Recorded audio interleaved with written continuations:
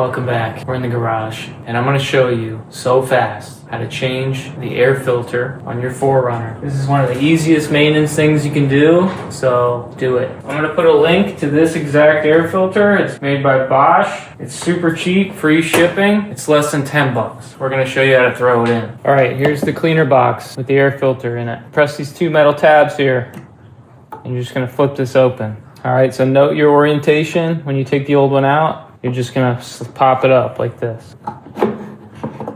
Pop it up, you can see it's nice and dirty. Okay, so it's time to change it. This one shows the airflow direction. Note the new one, nice and clean, same size, everything's the same. So we're gonna pop it in. Just like on the original, this one shows the airflow. Before you put it in, you can take a vacuum, it's a damp cloth, and clean out all the dust in there. You can use compressed air too, but stick a rag up in the intake and then blow it out. I'm just gonna slide that in like so. Give it a feel, make sure it's nice and seated. You can see down there, there's little clips right there. So you need to be on the inside of those clips when you slide it down. You'll feel it. You'll push down and it'll slip under this lip here.